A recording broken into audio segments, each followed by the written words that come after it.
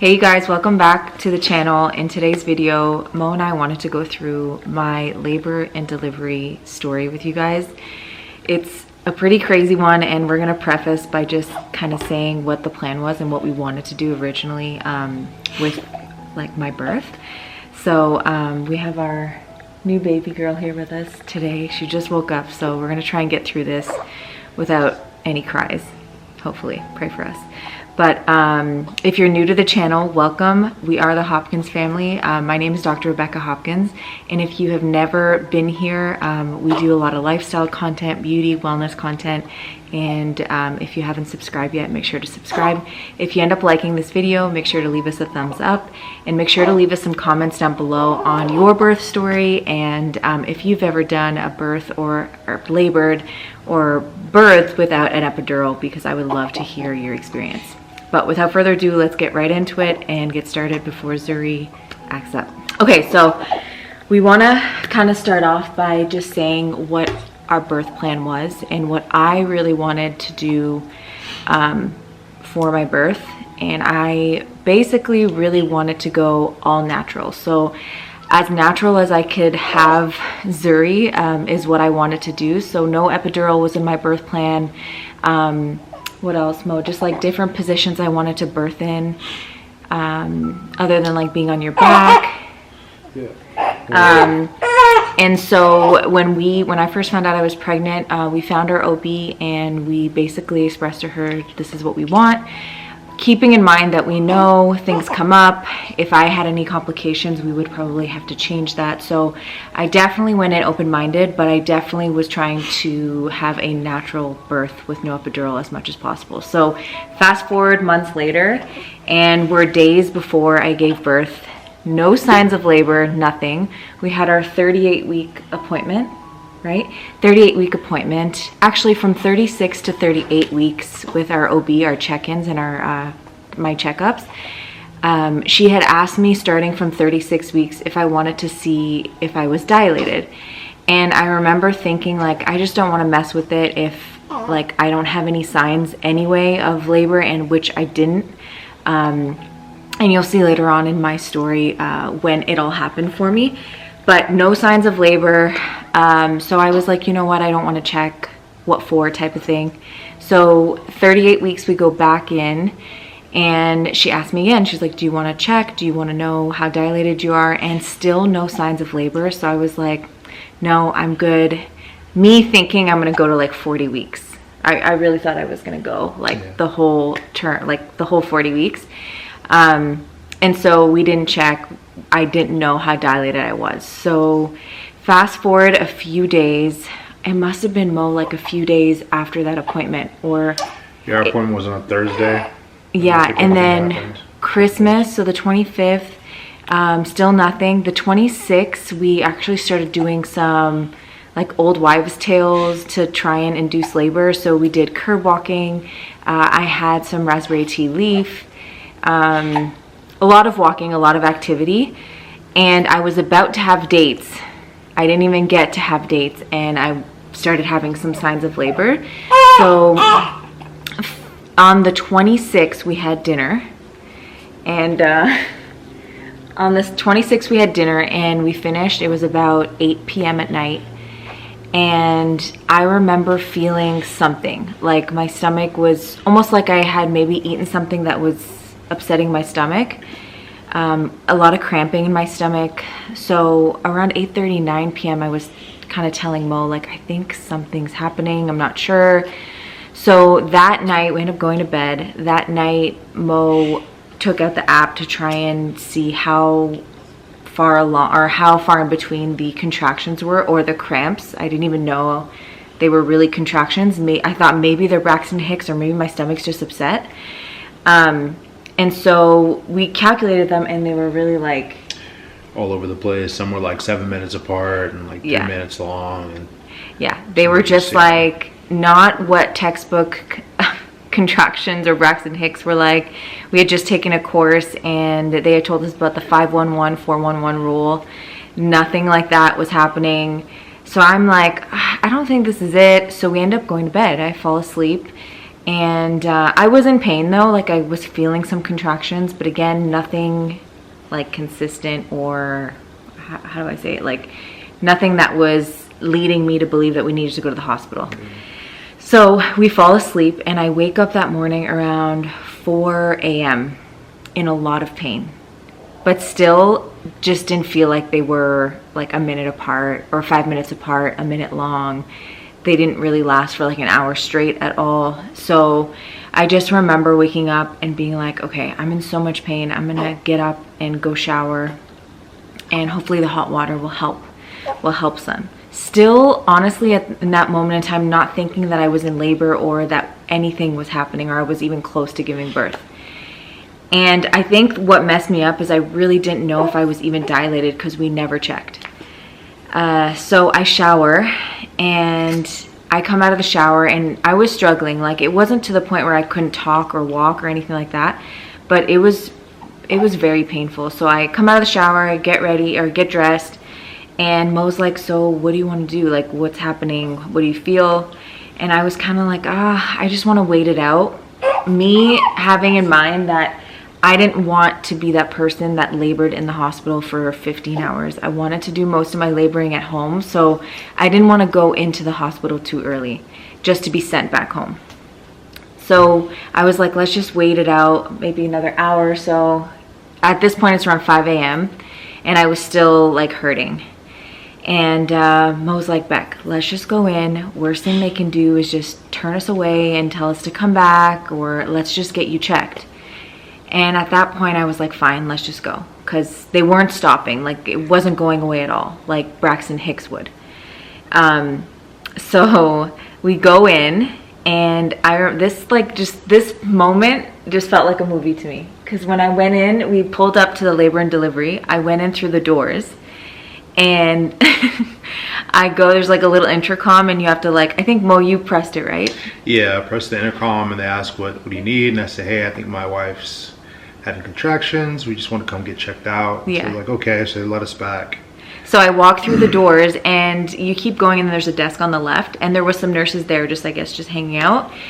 And I remember walking up. I probably looked crazy, honestly. I was in so much pain. I was like, I think I'm in labor. I think I'm in labor. Like, just yelling at them that I feel like I'm in labor.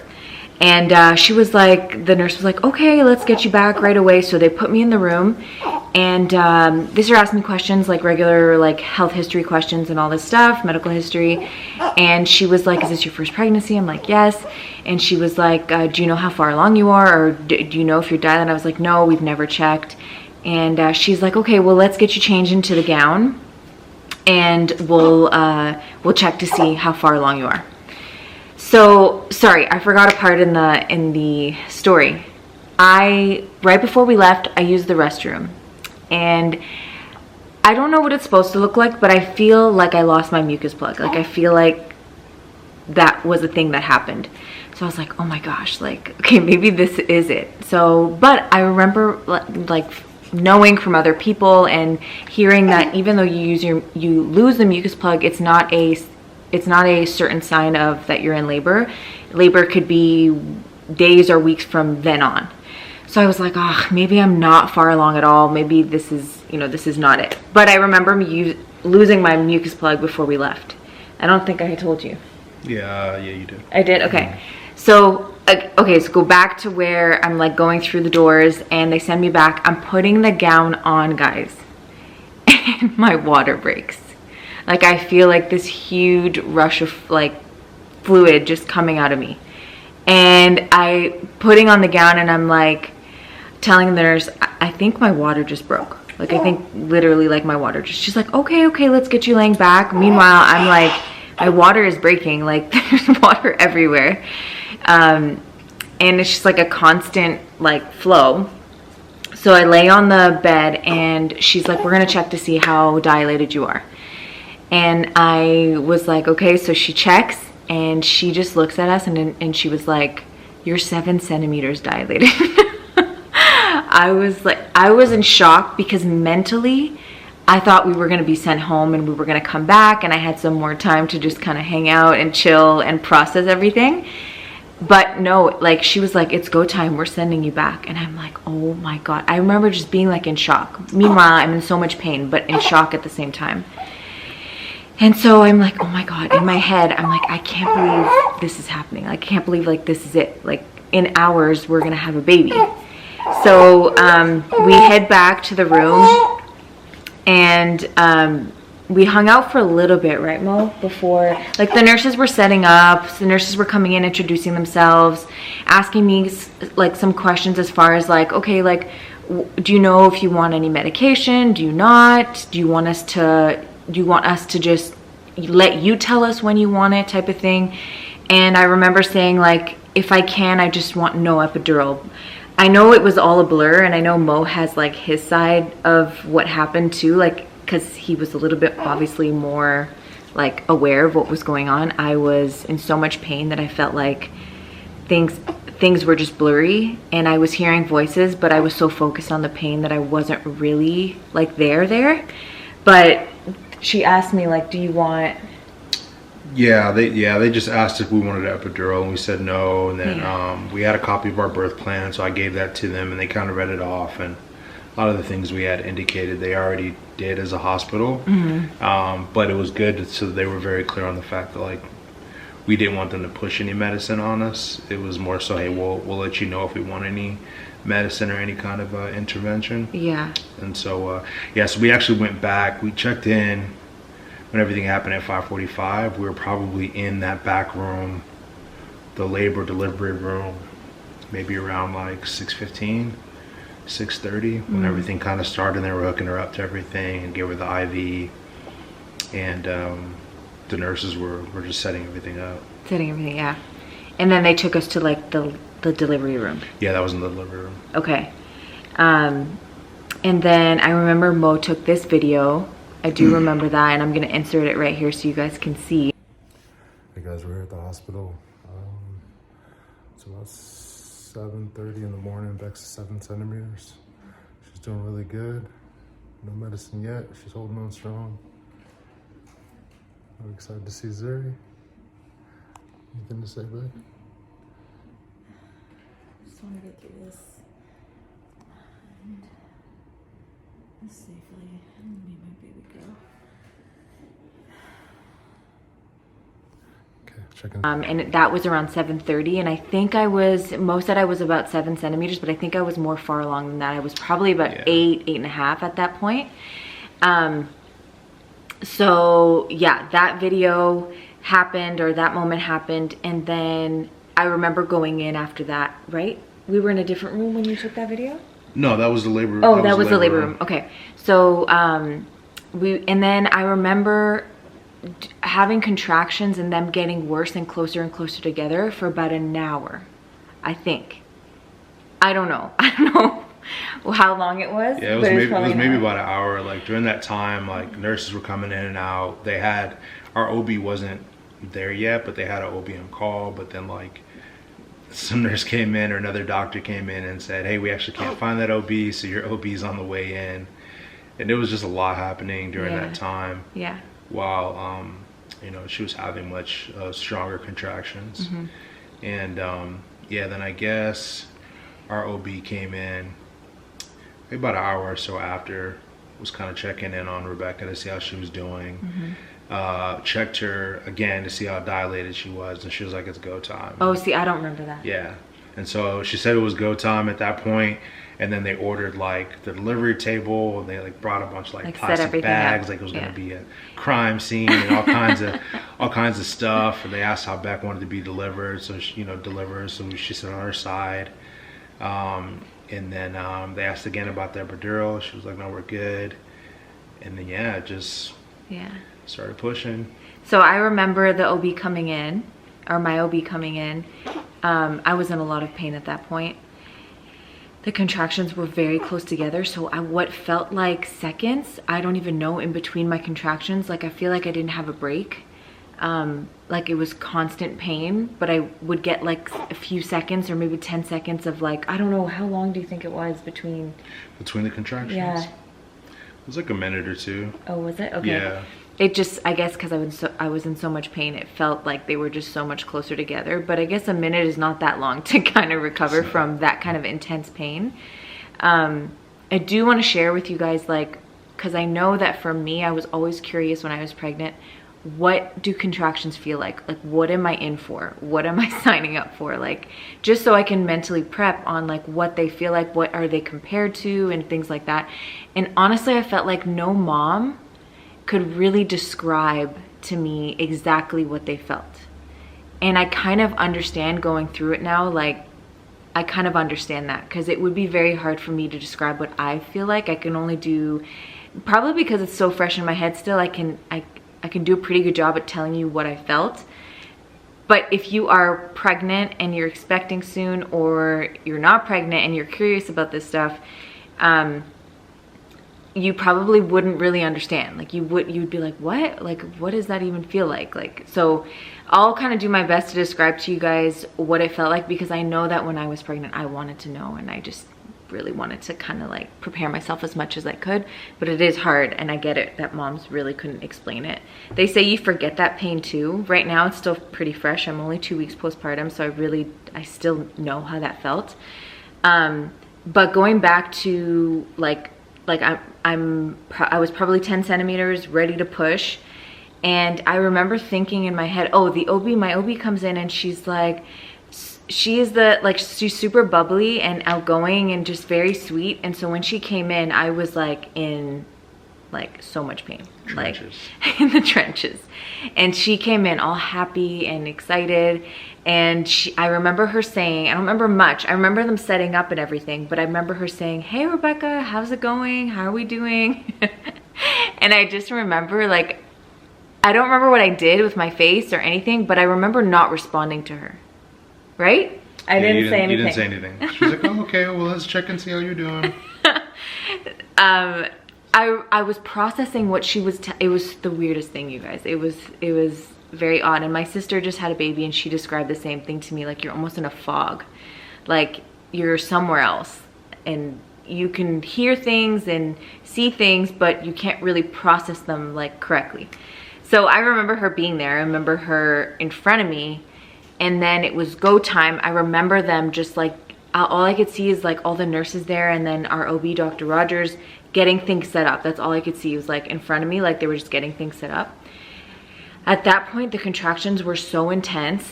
I remember that I was putting pressure. I was sitting on my left hip. No, I was on my left, and Mo was like behind me. So I was laying on the table like this. Mo was behind me.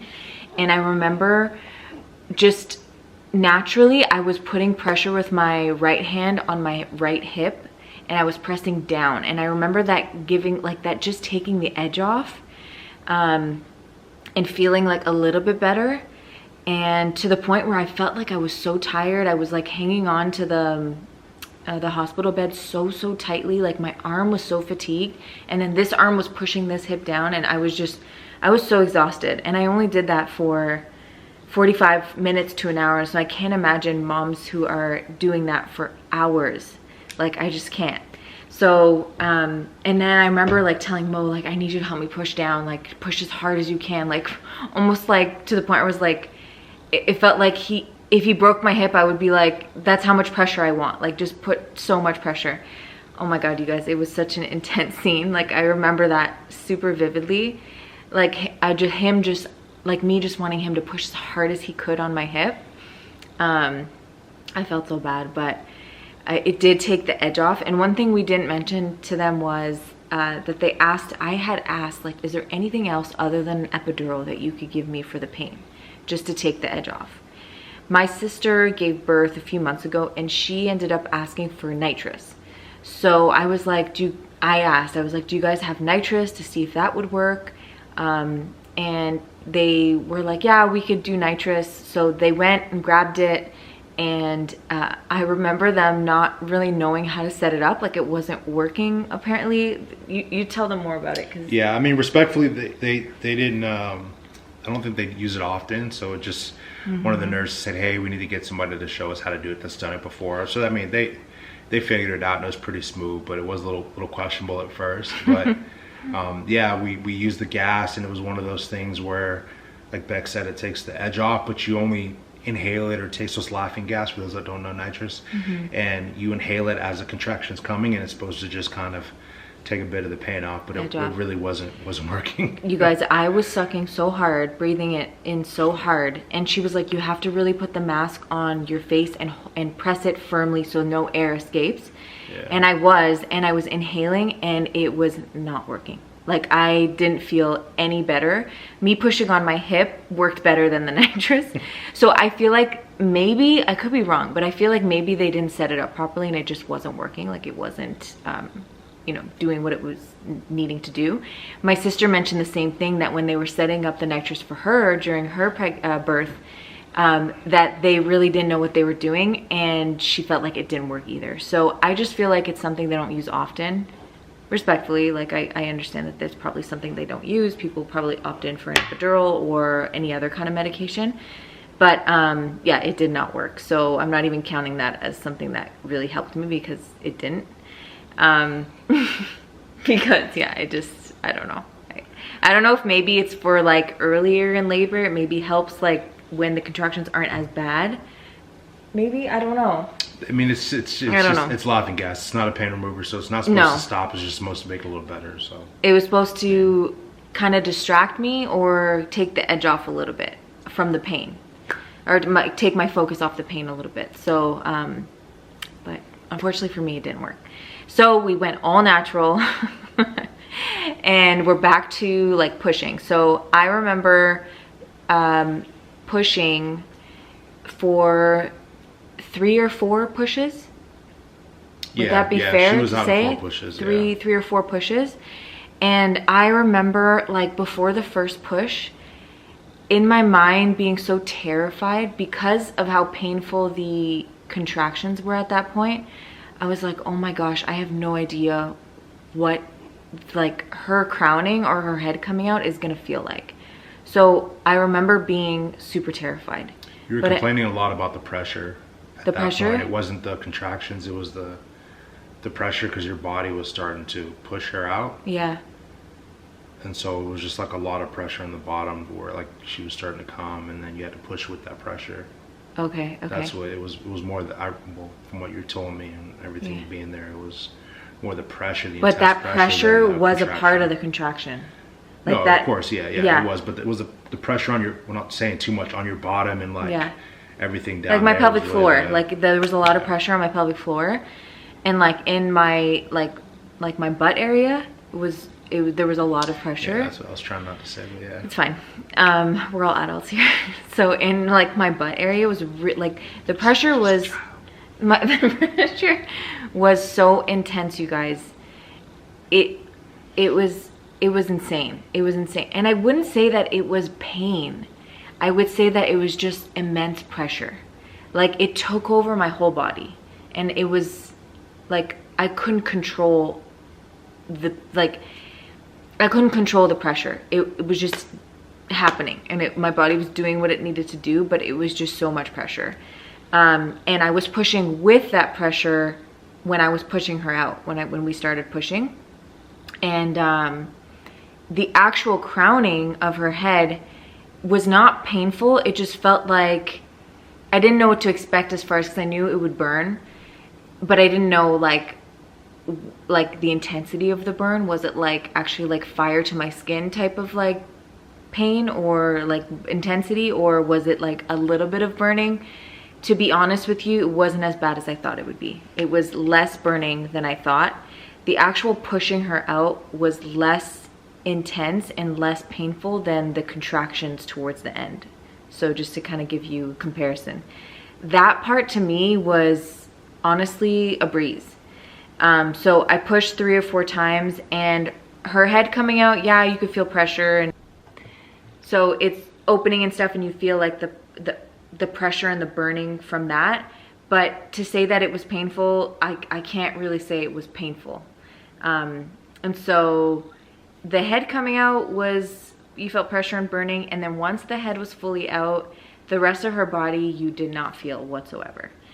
And then after that, they put her on my chest, and I delivered the placenta, and that was nothing, honestly, compared to everything that had just transpired and happened. It's really like, to me, it was like a comparison of pain and intensity. So like the contractions were the worst, and then birthing her were a little bit less, but you still felt it, and then birthing the placenta was like nothing because you had just endured all of that before. And then they cleaned her up, and we'll show a video here of kind of like after what happened after I birthed her. Oh my God.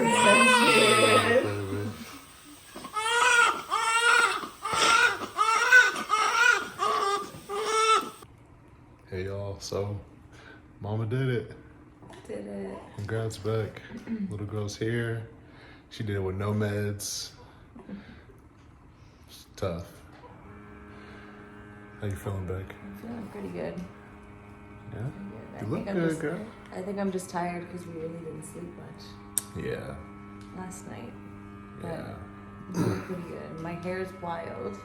Oh, yeah. I just, I was hoping to have it blow dried for the birth, but I showered this morning, right, because of my pain. Mm-hmm. And so I was like, I might as well just wash my hair. And we came in not thinking. Yeah, so we thought they were actually going to send us back because it was our first time really having contractions like that. Yeah. And then once they checked, it said she was 7 centimeters and it's go time. So luckily we brought everything with us. I know. Yeah, Rebecca did an amazing job. I love you. I love you. Congratulations, Mama. Congrats, Daddy. She. Yeah, she's perfect. Everything's good. Hey. All right, bye. And it was amazing. It was honestly I felt like I was on, like, right after birthing her, like on an adrenaline kick. Like it was amazing. It was such a beautiful experience, even though it was unmedicated. To me, it was still beautiful. I told Mo that I felt like I wish I was a little bit more present. Like I was like acknowledging him. I think I was just so out of it that I just really missed out on maybe some of those moments I wanted to have. But Mo says like that, like, I can tell you everything you forgot. I mean, yeah, like he was there. He was like, it was fine. It was, you just birthed someone, like, don't even like sweat it type of thing. But yeah, it was such an amazing experience. And I don't have Mo's perspective of like birthing her, but maybe Mo, you want to share like yeah, it was pretty amazing to see the whole thing. I think from the partner's standpoint, not being able to help through that immense amount of pain was pretty rough. And just, I mean, coaching her up and just talking through everything and just letting her she's doing a good job was really key.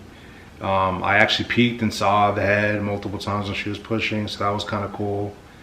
If you're a little squeamish, don't do it, but if you're not, it was really cool. And then we ended up doing delayed cord clamping, which is really important for us and for Zuri. And then I cut the cord, which is great. And then, yeah, I mean, after that, it was pretty, just your parents, after that, it was pretty amazing. It's really cool to see that process happen. Like, you know it's going to happen, but then once you're actually in it, it's pretty surreal, amazing moment. Yeah. To process. So it was awesome. And our nurses were amazing. Yeah, they're great. Our OB is amazing. I'm so happy she was in town and she was there for it. I know that anything can happen and you can go into labor at any point in time. So it's not guaranteed to have your OB, which sucks because you're with them for 9 months and you trust them and you build a relationship. But I'm so happy everything worked out perfectly. I basically did what I wanted to do as far as like my birth plan, everything to the T, really, like going in later on in pregnancy, in my labor, not having to labor in the hospital, doing an unmedicated birth, so no epidural, delayed cord clamping, skin to skin. What else did we kind of like? That was really it. We used the peanut ball, which was helpful early on. I think, say early on, it was an hour and a half, but earlier in the labor, which was really helpful. And then really, I think just having a plan and understanding what you want to have happen is really helpful. That way you're not, and not that our folks pressured us at all, but that way you're not pressured into anything. Yeah. Having that plan. And then I think a lot of the pre-work that Rebecca did from like a working out standpoint, taking care of her body, really allowed that plan to go into fruition, because had she not done a lot of those things, she may not necessarily have the correct experience to where she can get all the things that she wanted, right? So for sure. Yeah, no, everything you do like prior to getting pregnant, throughout pregnancy is so important. You know, if you've been active before, stay active. If you haven't, you know, walking is fine. You don't have to do anything intense. But I really truly believe that my career and my profession and me being active, you know, I'm a chiropractor, so I'm always on my feet. I'm always moving. I'm always like, you know, burning calories. And so I think that that really helped me. I worked up until I was about 35 weeks. So that all like worked in my favor for sure. Now, do I think that like the things we did before I went into labor like induced me? I don't know. Like I feel like she was gonna come when she was gonna come. Yeah. But it's just ironic that like that night before, that day before, we kind of just started doing that stuff like more consistently, and you know, I went into labor like literally 24 hours later, or that night. But that is our whole labor and delivery story. I hope you guys enjoyed it. If you guys have any questions about anything about the process, you know, questions you should ask your OB, questions you should, or things you want to make sure you get when you're going into labor or at the hospital, feel free to leave us comments down below. Now that we've both have been through it, we are way more prepared and understand a lot more what to expect and the process of it all. So we always talk about like our second child now, like we just feel like we're in a way better position to make those decisions and kind of tailor our birth plan to what we want it to look like. But yeah, we hope you guys enjoyed it. Leave us a thumbs up if you like this video. Be sure to subscribe. We have lots more coming your way. Family content, lifestyle, beauty content coming up. And that's it. We'll see you in our next video.